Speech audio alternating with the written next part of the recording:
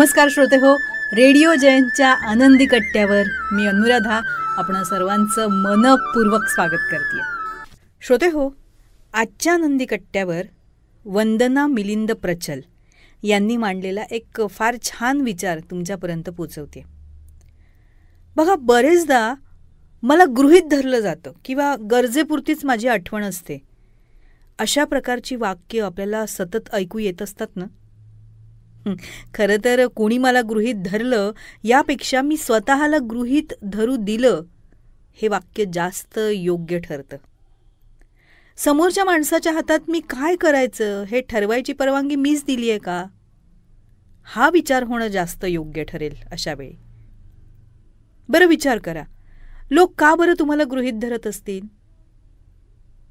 तर यातला पहिला मुद्दा म्हणजे की तुम्ही इतके मोकळे दिसताय का लोकांना, की तुमचं काहीच रुटीन नाही आहे, सगळंच अनियमित अनिश्चित आहे असं लोकांना वाटावं, की आपलं काम याला सहज जमेल करायला, फारसं कुठे काय करतोय, करेल की माझं काम, असा विचार तुमच्याबद्दल इतरांच्या मनात येत असेल तर तुमच्या जगण्यात आणि वागण्यात एक शिस्त आणि स्वतःप्रती बांधिलकी आणण्याची गरज आहे. फार मोठं व्यावसायिक व्यावहारिक यश मिळवणं असं ध्येय प्रत्येकानं ठेवलंच पाहिजे असं नाही, पण मग स्वप्रगती आत्मोन्नती हा प्रत्येकाचाच हक्क आहे ना, आणि तो मिळवण्यासाठी जगण्यात शिस्त आणि बांधिलकी ही हवीच. तुमचंही एक वेळापत्रक असायला हवं आणि त्याचा सगळ्यात आधी तुम्हीच आदर करायला हवा.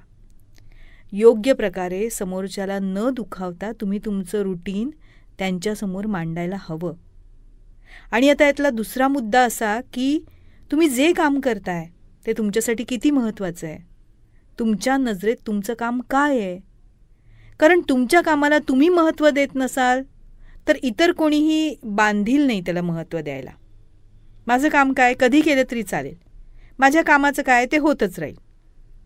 अशा प्रकारच्या वाक्यानं आपण स्वतःच स्वतःच्या कामाचं महत्त्व कमी करतो हे आपण लक्षात घ्यायला हवं आहे. अगदी ज्या गृहिणी आहेत ना त्यांनी अशा प्रकारची वाक्य म्हणायलाच नकोत. कारण घरातली ठराविक कामं जर वेळेवर झाली नाहीत तर त्याचा ताण आपल्या शरीरावर मनावर येतो आणि ती कामंही त्यावेळी करणं गरजेचंच असतं. मग वेळेनुसार ती गरज ओळखून स्वतःच्या रुटीनमध्ये थोडाफार बदल करण्याची लवचिकता जरूर असावी. पण गृहीत धरणं आणि खरंच गरज असणं यातला फरक ओळखून स्वतःचा आदर स्वतःला करता यायलाच हवा.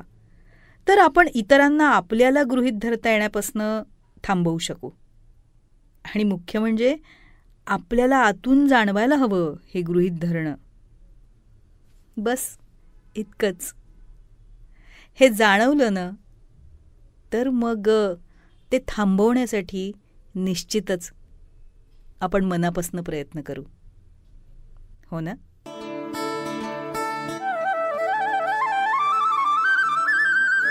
तेव्हा श्रोते हो, हा होता आनंदी कट्ट्यावरचा आजचा सुंदर विचार. तुम्हाला तो कसा वाटला याविषयीची तुमची कमेंट बॉक्समध्ये नक्की लिहा.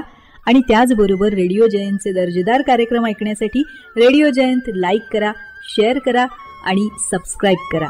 रेडिओ जयंतचं सबस्क्रिप्शन फ्री आहे. आणि त्याचबरोबर नोटिफिकेशनसाठी बेल आयकॉनवर क्लिक करायला सुद्धा विसरू नका.